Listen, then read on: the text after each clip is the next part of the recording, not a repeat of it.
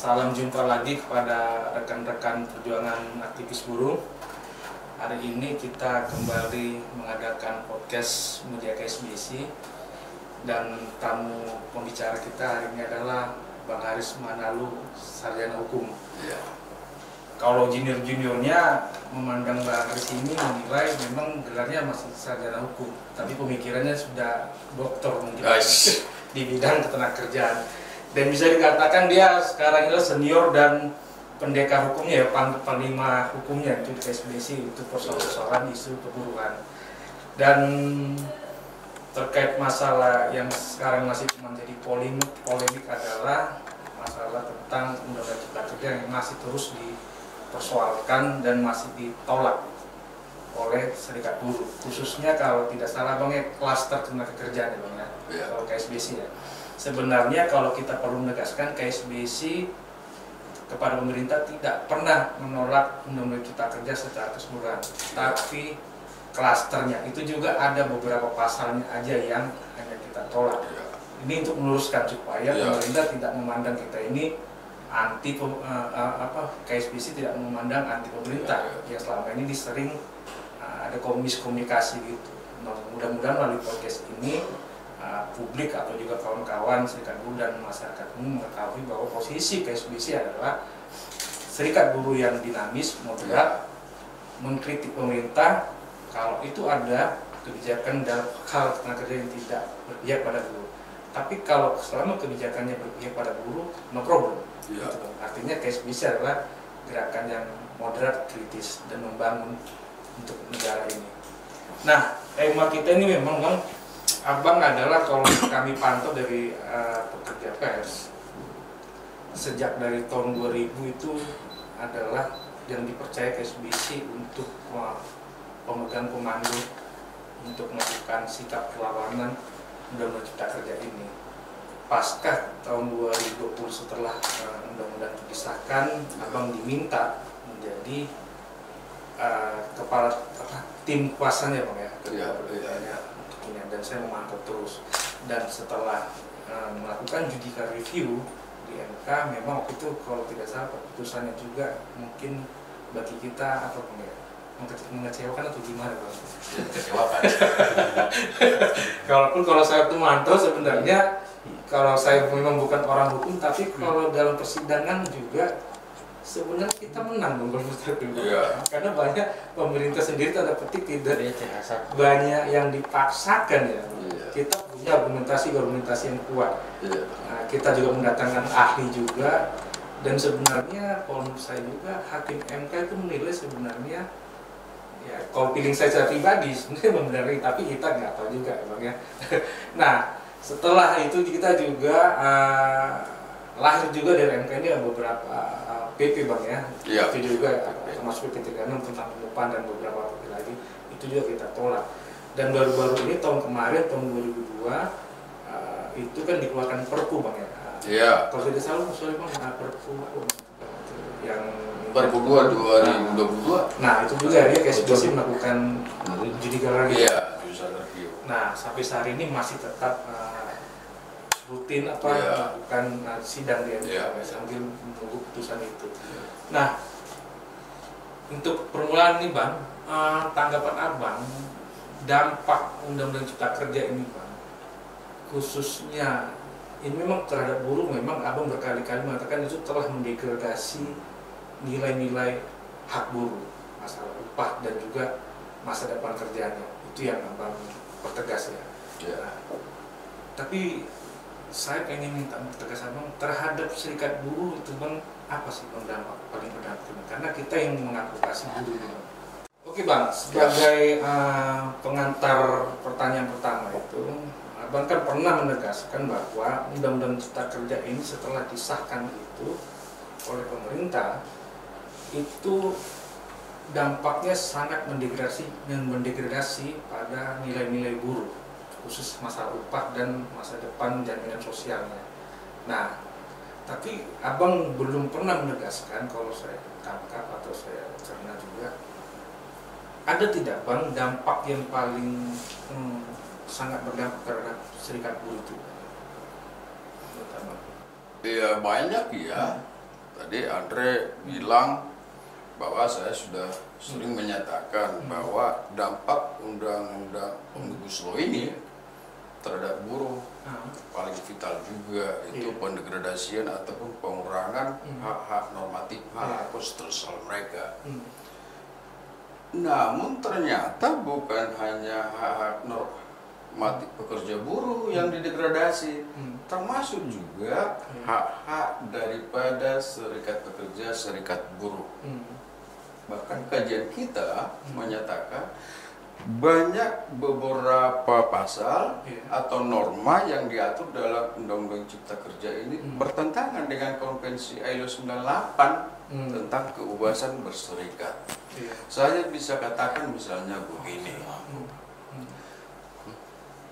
Dalam salah satu pasal di Undang-Undang Cipta Kerja itu, baik mulai Undang-Undang nomor 11 2020 maupun Perpu 2 2022 maupun sekarang Undang-Undang nomor 6 tahun 2023 misalnya pemberitahuan terjadinya PHK terhadap anggota serikat pekerja serikat buruh tidak wajib lagi diberitahukan kepada pengurus serikat pekerja serikat buruh di mana perusahaan itu berada. Tidak lagi, kalau dulu wajib kalau anggotanya, sekarang nggak lagi. Di situ memakai kata dan atau, berarti tidak wajib. Ini alternatif, boleh diberitahu, boleh tidak. Kalau dulu di Undang-Undang 13 itu wajib diberitahukan, itu satu. Yang kedua, ini kan Undang-Undang Cipta Kerja ini sebetulnya tidak mengatur lagi berapa lama masa kontrak ya bagi pekerja ini. Apakah bahkan yang menjadi acuan adalah peraturan pemerintah nomor 35 tahun 2021 itu yang mengatur 5 tahun bolehlah kontrak PKWT. Tetapi PP 35 tahun 2021 itu tidak mengatur juga berapa lama, berapa bulan, berapa tahun PKWT dapat dibuat. Kalau kita asumsikan, kalau PKWT hanya dibuat 3 bulan, berarti dalam 5 tahun bisa 5 kali 4, 20 kali PKWT. Kalau 3 bulan, kalau 6 bulan, 2 kali 5, 10 kali. PKB, perjanjian kerja bersama hanya berlaku 2 tahun. PKB itu kalau sudah habis dirundingkan ya bisa 6 bulan. Kalau PKWT hubungan kerja hanya 3 bulan, hanya 6 bulan, mungkinkah lagi serikat buruh atau buruh itu membuat PKB di perusahaan itu? Tidak lagi. Padahal sebetulnya kunci keberhasilan sebuah serikat buruh terciptanya hubungan industrial harmonis itu harus ada PKB. Dan ini yang menjadi standar ILO dalam terjadinya hubungan industrial yang harmonis saling menghargai itu. Ini tidak akan terjadi lagi karena hubungan kerja hanya 3 bulan sudah putus. Menurut Abang pemerintah sudah mengabaikan standar ILO itu? Mengabaikan, akan tercipta seperti itu. Tidak akan pernah ada lagi PKB dalam hubungan kerja kontrak. Sekarang ini banyak berlomba-lomba pengusaha melakukan PKWT, bahkan melalui outsourcing, media outsourcing, lembaga outsourcing. Di lembaga outsourcing inilah semua pekerjaan yang biasa dikerjakan oleh perusahaan induk itu diberikan kepada penerima kerja atau yang disebut dengan perusahaan outsourcing itu. Di situ biasa rata adalah kontrak. Begitu. Artinya salah satunya Bang ya, masalah PKB itu serikat buruh tidak punya peran yang begitu kuat lagi Bang ketika undang-undang disahkan tidak seperti undang-undang tahun 2003 undang-undang terakhir. Nah, tapi kan kita tidak bisa diam Bang, artinya Bang melihat situasi yang memang ini kan menjadi dilema ya. Serikat buruh harus berjalan terus, bergerak terus. Ketika kita diharapkan undang-undang ini kita sudah sekarang kesulitan dalam proses membuat PKB itu, pengajuan proses PKB itu, ada nggak Bang Sulpan dari perspektif abang itu mencari alternatif supaya membuat PKB di luar Undang-Undang Cipta Kerja itu, Bang? Ya tidak bisa, semuanya harus mengacu ke situ karena faktanya sesuai dengan putusan MK 91 2020 itu tetap berlaku itu Undang-Undang Cipta Kerja itu. Jadi payung hukumnya tetap ke situ, bukan lagi undang-undang tetap harus mengacu ke situ. Karena ini kan diatur di peraturan turunan dari Undang-Undang Cipta Kerja soal yang tidak, kalau dulu kan diatur hanya PKWT hanya boleh dibuat 21. Sekarang 19+1 bisa. Begitu. Jadi saya pikir tidak bisa kecuali kecuali sama-sama mengerti pihak pengusaha memberi menghargai karyawan pekerja buruhnya di situ atas jerih payahnya. Pekerja buruh juga memahami kondisi perusahaan sehingga terjadi win-win solution. Solusi. Terjadi solusi. Bisa di PKB-kan itu. Bisa dibuat norma diatur dalam perjanjian kerja bersama. Jangan lagi hanya peraturan perusahaan, harus ditingkatkan ke level yang lebih tinggi hierarkinya di PKB itu, perjanjian kerja bersama itu. Nah artinya Bang, ketika Undang-Undang Cipta Kerja ini sudah disahkan sampai hari masih berlaku, Bang, menurut Abang jumlah pekerja tetap di Indonesia semakin hari makin menurun dong? Ya pasti makin menurun dong. Saya udah bilang tadi ya. Banyak formasi juga di beberapa daerah dari DPC KSBC menyatakan bahwa perusahaan mereka sudah mengasumsikan jenis-jenis pekerjaan yang ada di situ. Yang tadinya itu adalah karyawan induk perusahaan itu, sekarang nggak lagi, ada perusahaan outsourcing. Karena dipermudah begitu, meluas. Artinya berdampak tidak hanya di KSBC aja, Pak? Oh bukan, semuanya. Jumlahnya akan menurun. Dan bisa dipastikan ketika nanti menurun, posisi bargaining sama serikat buruh lemah. Dan satu lagi ya, kalau dampaknya kepada serikat buruh ini Undang-Undang Cipta Kerja ini adalah buruh akan menjadi banyak pertimbangan, mungkin menjadi takut masuk serikat buruh. Karena perhitungan mereka, apa kata mereka? Kata mereka, yang sudah ada saja tidak bisa dipertahankan, justru menurun. Makanya kalau tidak ada, kalau ini masih dipertahankan teman-teman pekerja buruh, ini bahaya juga. Nah, kita serikat buruh harus mengupayakan supaya pikiran-pikiran seperti itu dibuang gitu. Kita harus tetap maju berjuang. Begitu. Nah, Abang kan sudah dipercaya nih Bang, sebagai pemegang tongkat komando hukumnya untuk masalah Undang-Undang Cipta Kerja di KSBC ya khususnya itu. Sebenarnya Abang sudah lelah nggak sih Bang? Enggak. Karena kita ini kan lawan kita ini kan keras ini Bang. Saya tidak lelah. Saya orangnya optimis ya. Optimis saya. Yang paling penting kan bagaimana kita berjuang. Soal hasil kan nanti. Bagaimana hasilnya nanti. Jangan pernah optimis. Biarpun kemarin dulu ketika menguji Undang-Undang 11 2020 di MK, banyak pihak mengatakan itu akan ditolak permohonan serikat pekerja serikat buruh. Ternyata tidak dikabulkan sebagian, yang dikabulkan apa? Inkonstitusional bersyarat. Artinya dikabulkan sebagian loh. Dulu tidak ada orang mengharap itu. Wah berat itu, karena ini 79 undang-undang. Nggak mungkin MK berani katanya. Ada terobosan hukum dibuat MK. Ini kan pukulan bagi parlemen kita dan pemerintah kita, presiden. Bayangkan 79 undang-undang dinyatakan inkonstitusional bersyarat. Itu yang diatur kan diubah dan ditambah di Undang-Undang Cipta Kerja. Ini agak sedikit nuansa politik Bang, tapi terkait dengan masalah beberapa artikel dari beberapa media mainstream itu pernah saya baca, itu memang dari pihak pemerintah pun mengaku bahwa Undang-Undang Cipta Kerja itu memang copy paste, kalau bahasa transparannya itu diadopsi lah dari negara-negara luar. dan itu kan secara senyap dimasuk dan dipaksakan, kesan dipaksakan harus ditargetkan setahun ini harus jadi. Sementara banyak undang-undang yang masih mangkrak sebenarnya yang ada di DPR sana itu.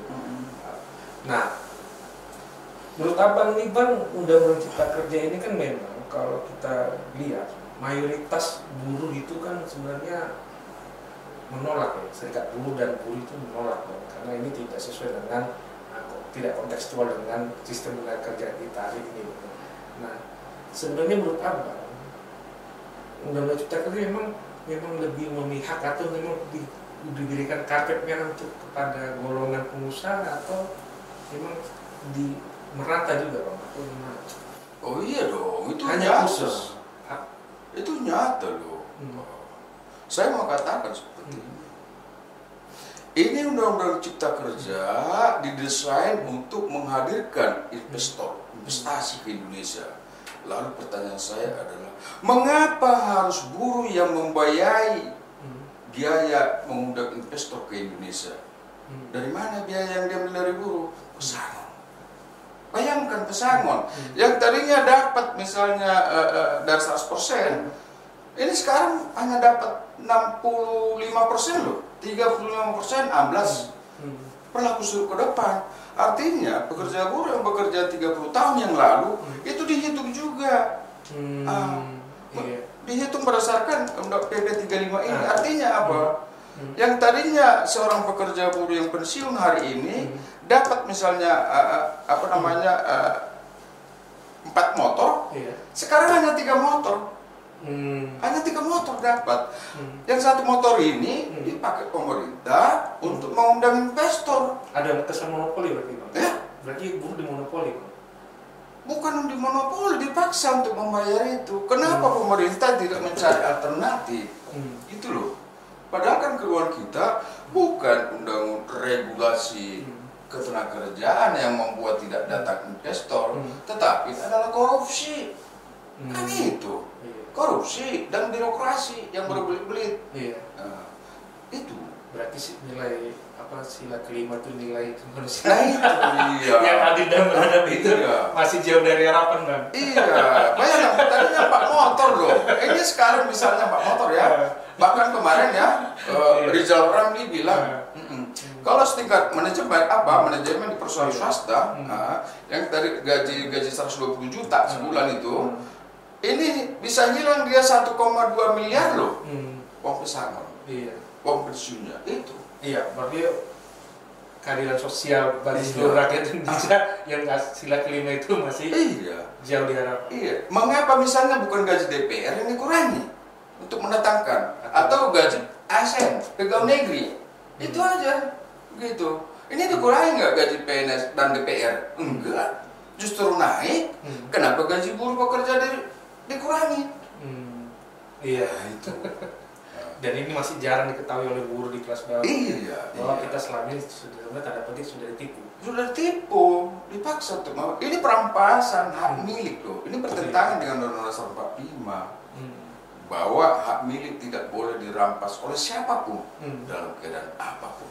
Apalagi ini kan tidak melibatkan partisipasi publik, partisipasi buruh.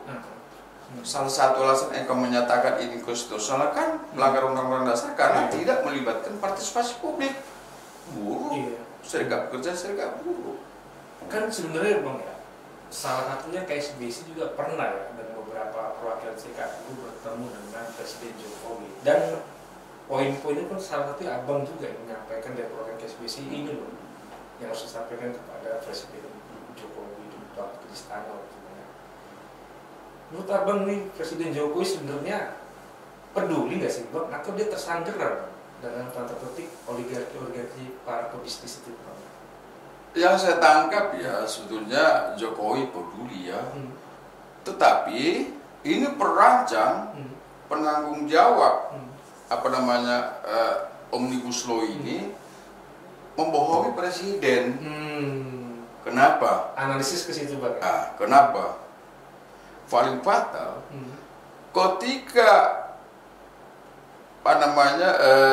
DPR mengesahkan mengesahkan RUU menjadi undang-undang 11 ini 2020, apa kata Presiden? Tetap ada di situ upah minimum sektoral provinsi dan kabupaten. Ada katanya. Iya. Padahal tidak ada lagi. Ya mungkin ketika misalnya bertemu ini pembuat apa ini penanggung jawab apa undang-undang Omnibus Law ini, dia bilang ke Presiden, oh tetap Pak Presiden ada situ upah minimum sektoral. Ya Pak Jokowi ya bilang gitu. Nah, seperti itu pun apa tipu-tipu itu. Itu kan pembohongan kepada Presiden. Iya. Iya. Artinya ada kesan memang kalau mungkin kita nilai Jokowi tidak begitu paham ya tentang masalah. Bukan soal nggak paham ya, nggak mungkin seorang presiden sampai membaca pasal per pasal. Dan aku yakin anggota DPR itu juga tidak membaca semua ini. Disahkan dia tapi tidak tahu dia. DPR mengatakan buruh nggak tahu isinya, saya jamin. DPR juga tidak tahu semua isi Undang-Undang Cipta Kerja ini yang 1000 berapa halaman itu. Tidak mungkin. Ya, tidak mungkin. Artinya terkesan bahwa undang itu menjadi politik transaksional. Iya. Iya. Iya. Semakin kita buka ini Bang. Iya. Iya. Nah ini Bang, ada poinnya lagi Bang. Ya. Ini kan Abang kan kemarin kan maju lagi melakukan judicial review kan di MK Bang ya. Ya. Tentang masalah pengujian formil Undang-Undang Nomor 6 Tahun 2003 tentang Cipta Kerja. Dan progresnya sampai saat ini sudah sejauh mana progresnya Bang? Nah sekarang sudah persidangan tanggal 26 kemarin Juli 2023 itu sidang ke-6. Iya. Kebetulan ini perkara digabung 4 perkara. Perkara nomor 40, nomor 41 KSBC, baru nomor 46, baru nomor 50 Partai Buruh. Nah, kemarin itu yang diperiksa ahli dan saksi dari perkara nomor 40 Gekanas. Nah, untuk minggu depan tanggal 2 Agustus 2023 itu akan mendengar keterangan ahli dan saksi dari perkara nomor 46 dan nomor 50 Partai Buruh. Nah itu progresnya. Ya. Nah, Bang optimis proses perjalanan persidangan itu sampai melihat hasilnya putusan MK itu bagaimana itu Bang? Karena kita melihat yang judicial review kemarin itu kan ya memang itu kan inkonstitusional bersyarat istilahnya. Kalau dikatakan sih memang menjadi pro kontra juga sih Bang sebenarnya. Yeah. Karena apa ya, yang putusan MK yang kemarin itu kan kita anggap itu memble istilahnya. MK terkesan tidak punya wibawa dan baru kali ini ada sebuah mungkin sejarah tidak ada sebuah ketegasan istilahnya. Artinya ya gimana lah tanda petik mengambang gitu ya, tidak ada ketegasan. Nah Abang melihat ketika nanti hasil putusan ini bagaimana? Ada nggak ketegasan nanti juga?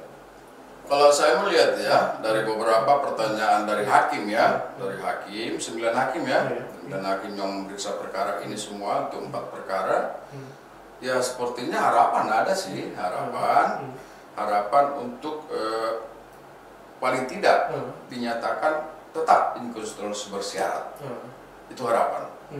Paling tidak tetap dinyatakan inkonstitusional bersyarat dan diharapkan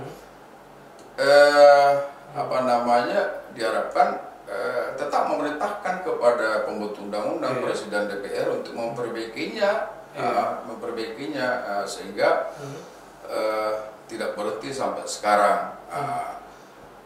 Itu kemungkinan yang terjadi. Tetapi memang kalau mau hakim Mahkamah Konstitusi membuat terobosan hukum, bisalah barangkali khusus satu undang-undang dikeluarkan, yaitu Undang-Undang 13 2003 itu menyatakan batal gitu loh. Itu terobosan hukum acara kan, itu terobosan hukum acara di MK.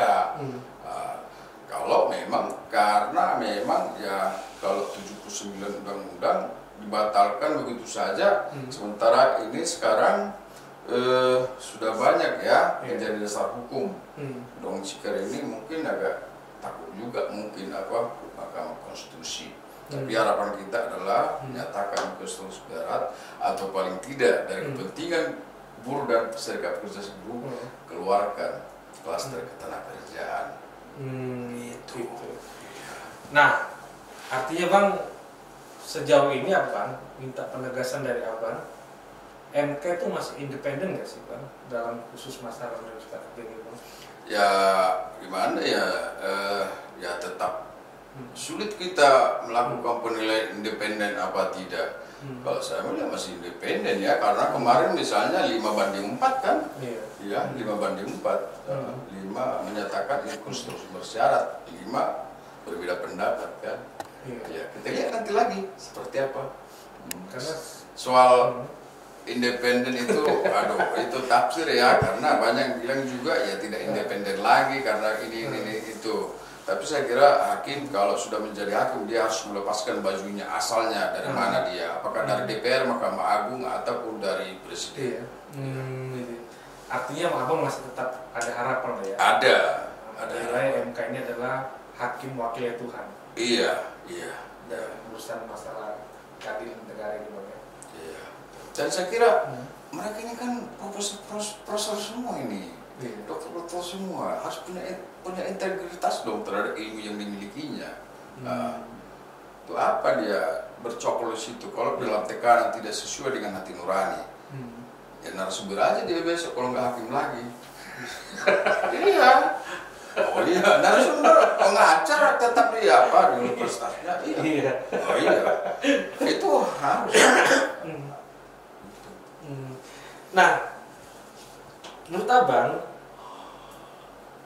serikat buruh kita di Indonesia ini Bang ya, di luar KSBC kompak nggak sih Bang untuk melawan undang cipta kerja ini Bang terkait masalah undang cipta kerja ini? Nah inilah jadi. Atau jalan sendiri-sendiri, menolak tapi memilih jalan sendiri-sendiri. Jadi di situ memang kelemahan perjuangan serikat pekerja serikat buruh di Indonesia sekarang ini, karena memang tidak bisa sejalan. Beruntung kita sekarang ini teman-teman serikat buruh internasional mendorong 3 serikat buruh, konfederasi serikat buruh sekarang, KSPI, KSPSI dan KSPSI-nya Andi Gani untuk bersatu. Untuk bersatu melawan dan Jenewa melawan memperjuangkan bagaimana memperbaiki undang-undang cipta kerja ini. Menurut Abang ketika kematu masalah undang cipta kerja ini diperbincangkan di sidang Jenewa ILC itu kan, itu menurut Abang semua serikat buruh termasuk ILO serius nggak sih Bang menyikapin cipta kerja bahwa ini memang undang-undang diskriminasi berat untuk di Indonesia itu Bang? Oh iya, jadi begini, informasi yang saya dapat misalnya dari teman-teman serikat buruh di Indonesia yang berangkat dan juga dari dokumen-dokumen yang dikirim dari ILO misalnya di konferensi itu, ya ILO tim ahli ILO memerintahkan kepada negara pemerintah melalui Kementerian Ketenagakerjaan supaya segera memperbaiki ini, supaya segera, karena banyak melanggar Konvensi ILO 98 tidak sesuai dengan standar internasional, banyak. Jadi ini bahkan ini ILO sudah memerintahkan kepada Menaker supaya paling lambat tanggal 1 sudah harus ada tanggal 1 laporan September sudah harus ada laporan mereka ke Geneva, ke ILO pusat, bahwa Kementerian Ketenagakerjaan sudah duduk bersama dengan 3 konfederasi itu untuk membicarakan apa perbaikan yang dilakukan terhadap undang-undang cipta kerja ini. Sudah ya, tapi sampai sekarang makanya sekarang ini setiap undangan yang dikirim oleh pihak Kementerian Ketenagakerjaan kepada wilayah-wilayah untuk katanya sosialisasi, nyerap aspirasi, ini kan 3 serikat buruh melarang untuk dihadiri. Karena kalau dihadiri tantangannya itu bisa nanti Kemenaker bilang, oh sudah partisipasi, sudah ada, ini absennya, serikat buruh ini ada, serikat buruh, kan itu yang terjadi selama ini.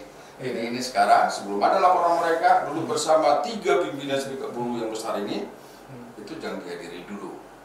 Gitu. Dan perlu dipertegas, KSPC mempelopori itu Bang ya. Ya.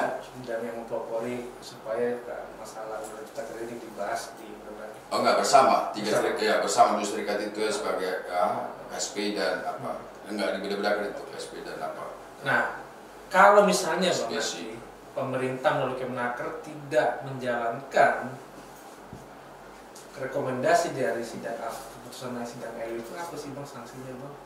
Ada nggak sih Bang? Ya banyak saya kira, cuma saya tidak ahli di situ ya, apa sanksi-sanksi yang diberikan oleh ILO kepada pemerintah. Apa nanti ada kesan mosi tidak percaya dengan nanti itu sidang-sidang Nah, saya terus terang sanksinya itu saya tidak mengetahui seperti apa, tetapi paling tidak kan akan dipermalukan ya di forum-forum internasional ya, itu seluruh mungkin 100 warga negara itu ya. Nah, kemarin juga kan banyak negara-negara lain mendukung kita kan di pengaduan itu. Banyak negara lain mendukung, serikat buruh lain mendukung. Iya. Ya, gitu. Ini mulai kiri-kiri sedap nih Bang ya? Ya, mendengar sedap ini sekarang. Mendengar sedap. Iya. Ini kan sekarang Kementerian Ketenagakerjaan mengundangi apa? Misalnya koril-koril, DPD, DPC, DPC. Turun surat dari 3 pimpinan konfederasi supaya itu tidak dihadiri. Sampai ada pemberitahuan selanjutnya. Karena harusnya bukan mereka yang diundang, 3 pimpinan serikat buruh ini, Ibu Eli, Andi Gani, sama si Syed Iqbal, duduk bersama mereka, apa yang kita perbaiki, bawa masing-masing tim ahlinya gitu loh. Misalnya Will mungkin bawa saya kan gitu loh, Andi bawa siapa gitu. Itu yang belum dilakukan. Iya. Oke Bang. Ini poin lagi Bang. Nah, pemerintah sekarang ini diketahui itu kan sedang menggelar agenda serap aspirasi terkait PP 35 dan 36. Artinya pemerintah itu kan ya sedang menggodok dan juga cepat ya untuk mencari apa sih persoalan dampak di khusus grassroots di wilayah lingkungan perusahaan itu. Menurut Abang, sikap Kemenaker itu sudah ada niatan baik atau memang nanti hanya normatif aja Bang? Menurut saya ini juga tidak sikap baik. Justru ini adalah siasat untuk menyatakan bahwa serikat pekerja, serikat buruh sudah kami libatkan. Akan terjadi itu lagi penunjukan absensi itu. Artinya gini Bang ya, Kemenaker ini ego apa nggak sih Bang? Enggak, Kemenaker ini sebetulnya ya saya nggak tahu atau gengsi Bang karena dia. Jadi Undang Cipta Kerja ini sebetulnya kan teman-teman Kemenaker juga saya kira ya berat menolak ya, karena sebetulnya ini bukan di tangan Kemenaker. Orang Kemenaker nggak tahu ini kalau person-person, nggak tahu. Mereka kadang-kadang sudah mengajukan draft, tetapi sampai di atas lagi di Kemenko Perekonomian berubah tiba-tiba. Dalam konteks ini menurut Abang Kemenaker kena getahnya aja Bang? Kena getah itu, dipaksa gitu loh. Kena getahnya. Saya ikut anggota tripartit. Apa kata Ibu Ida, Menteri Kerja? Akan saya perjuangkan begini-begini Bokono. Satu pun tidak ada yang berubah. Dia mengatakan itu sambil kalau saya lihat mimiknya serius. Serius. Tetapi teman-teman Kemenaker yang menjadi tim di kelas ketenagakerjaan tidak berdaya melawan di atas. Ada kementerian yang makan-makan, Kemenaker yang kena getah dan harus membersihkan. Apapun dari atas, yes katanya. Karena pemerintah itu satu.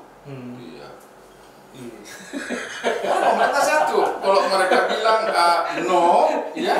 no katanya, jabatannya hilang. Tapi gini Bang, ada selentingan juga Bang. Saking kesalnya para aktivis buruh ini menganggap Ida Fauzia ya sebagai Menteri Tenaga Kerja ini ya Menteri Tenaga Kerja rasa pengusaha. Abang sebagai orang yang senior di dunia serikat buruh melihat fenomena ini bagaimana tuh? Iya, jadi sepertinya lemah kepemimpinan di Kementerian Ketenagakerjaan Menteri kita sekarang ini tidak punya sikap pendirian yang netral antara keberpihakan ke pengusaha dan pekerja buruh atau serikat buruh harusnya netral itu.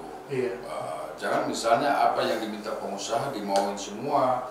Paling kita kan baru-baru ini terjadi misalnya soal pengurangan upah 25% itu di sektor padat karya itu.